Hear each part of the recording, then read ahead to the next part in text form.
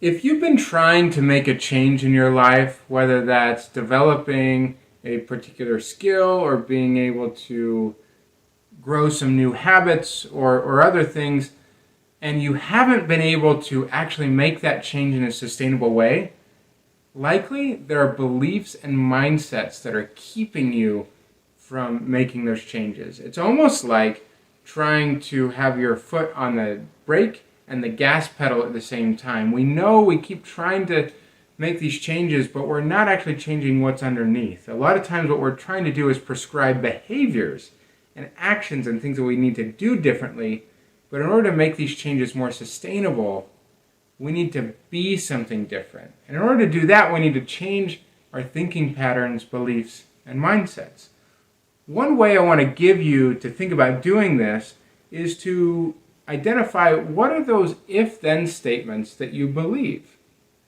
Maybe you struggle with delegation, and you believe that if I delegate some of my responsibilities to other team members, then the quality of the work will go down. Okay? So you have this if-then statement, and that belief keeps you from appropriately delegating your work to other people, which, by the way, prevents them from learning and growing appropriately. But then, once you've identified this assumption, this belief, then you have this opportunity to take this one step further. And if you're an engineer, you might like this. It's an opportunity to collect data.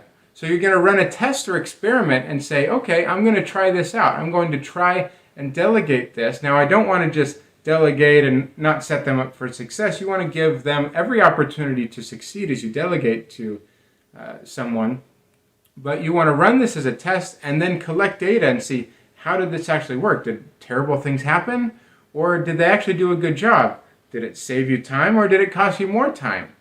And you might need to run more than one of these, because over time the results are going to differ. But over time, if you start delegating and running these experiments and collecting data, you might find that what you thought would happen, these assumptions, the if-then statements, might not actually be true, which then frees your mind and your heart up to actually being willing to delegate more often and more effectively as time goes on.